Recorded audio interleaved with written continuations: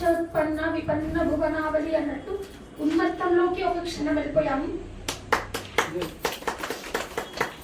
అంటే ఇక్కడ ఇంతమంది ప్రియ శిష్యులను పొందినటువంటి ఆ గురుమూర్తికి శతదా సహస్రదా నమస్కరిస్తూ ఇలాంటి మంచి రత్నాలు లాంటి శిష్యులకు కూడా నమస్కరిస్తున్నా. అలాగే ఇక్కడ వీళ్ళు ఆలాపిస్తున్నప్పుడు అమ్మలు మాతృమూర్తులు ఎంత మధురంగా ఆలాపిస్తున్నారంటే ఆ మంత్రము సహస్రారం దాటి ఉన్మత్తంలో అంటే మత్తున్నప్పుడు ప్రపంచం తెలియదు. తాగుబోతు ప్రపంచాన్ని ఎట్లా మర్చిపోతాడో మనము పరమాత్మ యొక్క అమృతాన్ని తాగి ఉన్మత్తం అయిపోయాం. ఎవరైతే ఉన్మత్తం అయిపోతారో ఆ మాయలో అంటే ఆ మాయను అంటే మాయ అంటే ప్రపంచం, ఆ ప్రపంచాన్ని మర్చిపోయి పరమాత్మలో లయమవ్వడమే ఉన్మత్తం. అట్లా ఉన్మత్త స్థితికి ఎవరు వస్తారో వారికి నిత్యము ఆ పరమాత్మ దర్శనం అవుతూనే ఉంటాడు సర్వత్రా. మనం ఏమనుకుంటామంటే పరమాత్మ విగ్రహం లోపల ఉన్నాడు, పరమాత్మ ఫోటో లోపలే ఉన్నాడు అనుకుంటాం. కానీ ఎప్పుడైతే మనము ఇప్పటివరకు అన్నగారు గురువు గారు అన్నారు సహస్రార కమల మధ్యస్థాయ నమః అంటాం. ఈ సహస్ర కమల మధ్యమందు ఈ బ్రహ్మరంధ్రము ఛేదించుకొని భేదించుకొని ఎవరైతే పరమాత్మని ఆస్వాదిస్తారో నిత్యము ఆ పరమాత్మతో నిత్యం రమిస్తూ ఉంటాడు ప్రతి శిష్యుడు. అంటే శిష్యుడు గురువు శిష్యుడు ఏకమైపోతారు. అప్పుడు ఎప్పుడైతే గురువుకి శరణాగతి అవుతారో ఆ గురు పాదాలను ఆశ్రయించి గురు మంత్రాన్ని ఉపదేశం తీసుకొని నిత్యం ఆ మంత్రాన్ని సాధన చేస్తూ ధ్యానాది క్రతువులు చేస్తూ చేస్తూ చేస్తూ గురువుని విడకుండా, ఇప్పుడు అన్నారు అన్నగారు ఒక గురువుని చేరిన తర్వాత ఇంకో గురువుని చేరొద్దు అని. అది నిజమే. ఎందుకంటే ఇప్పుడు ఒక వివాహం చేసుకునేటప్పుడు ఒక భర్తకి భార్య, భార్యకు భర్త అన్నట్టు తర్వాత ఎవరైతే ఇంకో గురువుని ఆశ్రయిస్తారో అది పరపురుషుని కోరినట్టే. అంటే ఆ మనస్సు వ్యభిచరిస్తున్నట్టే. అవ్యభిచారిని అవ్వు అని భగవద్గీత చెప్తుంది. మనం ఒక గురువుని ఆశ్రయించినప్పుడు ఆ గురువు యందు భక్తి యుక్తి సేవతో తీక్షణమైన నమ్మకంతో ఆ గురువు యందు పరమాత్మ ఉన్నాడు నిక్షిప్తమై ఉన్నాడని ఏ శిష్యుడు భావన చేస్తాడో ఆ శిష్యుడికి ఆ పరమాత్మ తప్పకుండా ఆ గురువు నుండి జ్ఞానాన్ని పొందింపజేస్తాడు. విశ్వాసం ఫలదాయకం అంటారు. ఫస్ట్ గురువు పట్ల విశ్వాసం ఉండాలి. ఏ శిష్యుడికైతే గురువు పట్ల విశ్వాసం ఉందో తప్పకుండా ముక్తి సాధిస్తాడు.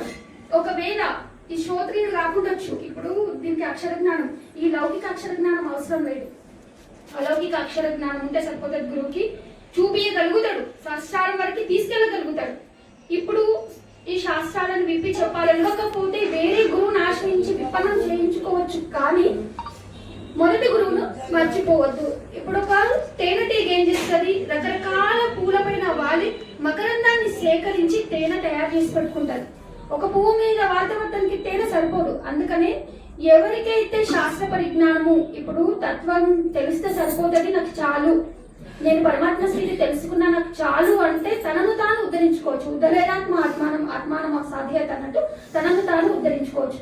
ఇతరులను ఉద్ధరింపజేయాలంటే శాస్త్ర పరిజ్ఞానం కావాలి. కాబట్టి ఆ శాస్త్ర పరిజ్ఞానం కోసము నువ్వు ఇతర గురువులను ఆశ్రయించి ఆ వేద రహస్యాన్ని ఆల్రెడీ ఛేదించి, వేదం చెప్పేదే సహస్రారమందు పరమాత్మ ఉన్నాడని వేదం చెప్తుంది. దాన్ని ఆల్రెడీ పొందిన దాన్ని ఎలా వాక్ రూపకంగా వైఖరి రూపకంగా ఆ పరావాక్ని వైఖరి రూపకంగా ఎలా పంచాలి అన్నప్పుడు ఇలా శాస్త్ర పరిజ్ఞానం ఉన్నటువంటి గురువులను ఆశ్రయించవచ్చు అని శాస్త్రం చెప్తుంది.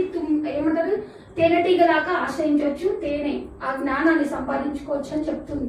కాబట్టి హరనాథులైనా సరే ఇప్పుడు మీరు చదువుతున్నప్పుడు మీరు ఆ నామస్మరణ చేస్తున్నప్పుడు ఒక్కటి నాకు అనిపించింది, సాంప్రదాయాలు ఎన్నో ఉండొచ్చు, ప్రపంచంలో చాలా సాంప్రదాయాలు ఉన్నాయి, కానీ గమ్యం ఒకటే, దారులు వేరు. కానీ మనం ఎక్కడికి వెళ్తున్నాం, పరమాత్మ స్వరూపాన్ని పట్టుకుంటున్నాం. ఒక్కొక్కరు అంటే మిడిమిడి జ్ఞానము, సగం జ్ఞానం ఉన్న వాళ్ళు ఏం ఆలోచిస్తారంటే మీరు వేరే సిద్ధాంతము, మీరు వేరే సిద్ధాంతం అని ఎప్పుడైతే గిరిగీసుకొని ఉన్నారో వారికి పరిపూర్ణ జ్ఞానం లేనట్టే. నేను ఇక్కడికి వచ్చి కూర్చున్నప్పుడు మీరు అమ్మ వాడుతుంది, వీళ్ళందరూ ఎంత మధురమైన కంఠాలు, ఉట్టిగానే రాదు ఆ కంఠం, పాట అందరూ పాడతారు, వాళ్ళు లోపల నామాన్ని ఫీల్ అవుతున్నారు.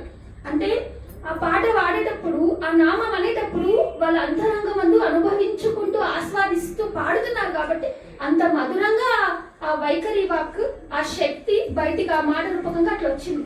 వచ్చినప్పుడు నా గురువు నాకు గుర్తు చేసింది. అంటే గురువు ఎప్పుడు గుర్తుంటాడు, కానీ దాంట్లోకి తీసుకెళ్ళింది అంటే మీ ఇక్కడ ఉన్న శిష్యులు హరినాథ కుసుమహరనాథ పరంపరలో ఉన్నటువంటి శిష్యులు మంచి పరిపూర్ణ జ్ఞానంతో ఉన్నట్టు నేను వాళ్ళకి కనెక్ట్ అయిపోయినా. ఇప్పుడు మీ ఆత్మకి అంటే ఆత్మ బంధువులాగా కనెక్ట్ అయిపోయినా. ఇక్కడ ఒకటే విషయము విన్నపం ఏంటంటే, సిద్ధాంతాలు వేరు అయినా ఒకటే గమ్యం ఒకటే, మార్గాలు దారులు వేరైనా గమ్యం ఒకటే అన్నట్టు. ఎవరు ఏ దారిని ఎంచుకున్నా కానీ అన్ని నదులు సముద్రంలో కలిసినట్టు, ఒక్కొక్క నదికి ఒక్కొక్క పేరు ఉంది కానీ అన్ని సముద్రంలోనే కలుస్తాయి. దారులు వేరు కానీ గమ్యం పరమాత్మ స్వరూపం ఒకటే. కాబట్టి మనం అందరం గురువు లేని వాళ్ళు గురువుని ఆశ్రయించండి. ఏ గురువైనా సరే, శ్రోత్రియుడు బ్రహ్మనిష్ఠుడైన గురువుని ఆశ్రయించండి, సాధన చేయండి. కాలం వచ్చుర నరుడా కదలర గురు చేరా. ఇప్పుడు ఈ రోజు హ్యాపీ న్యూ ఇయర్ అని బయట చెప్పుకుంటున్నాం. నేను ఎవరికి చెప్పలేదు అనుకో, ఎందుకంటే రోజులు మారుతా ఉన్నాయి, గడుస్తూ ఉంది. మనకు ఒక రోజు ఈరోజు తరిగిపోయింది అంటే ఒక సంవత్సరం మన జీవితంలోకి నుంచి పోయిందంటే మనం మరణానికి దగ్గర అవుతున్నా మనం మర్చిపోయి happy new year happy birthday చేసుకుంటాం. అది కాదు, అరే నాకు ఒక్కొక్క రోజు పోతుంది నా జీవితంలోంచి అంటే నేను మరణానికి దగ్గర అవుతున్నా కాబట్టి కాలం వస్తుంది కాబట్టి నేను గురువును చేరాలి. పరీక్షిత్ మహారాజు 7 రోజుల ఎట్లా జ్ఞానాన్ని పొందిందో నాకు 7 రోజుల మరణం క్షణం కావచ్చు, ఇది క్షణభంగురం కాబట్టి నీటి బిందు ఒక చుక్క ఇట్లా వర్షం పడంగా ఎట్లా మాయమైపోతుందో ఆ బిందువు అట్లాంటి జీవితం ఇది. కాబట్టి తప్పకుండా గురువును ఆశ్రయించాలి, నేను జ్ఞానం పొందాలనే ఆ ఆరాటం ఉన్న మానవుడే అసలైన మానవుడు. మిగతా వాళ్ళందరూ మానవ రూపంలో ఉన్న మిగతా 83,99,999 జీవరాశులతో ఉన్న లక్షణాలతో ఉన్నవాళ్ళు. ఎవరైతే ఇక్కడ ఇట్లా మనం వచ్చి మంచి సత్సంగాలు చేసుకుంటున్నామో వీళ్ళు మాత్రమే 84వ జీవి, సత్ పురుష జీవి.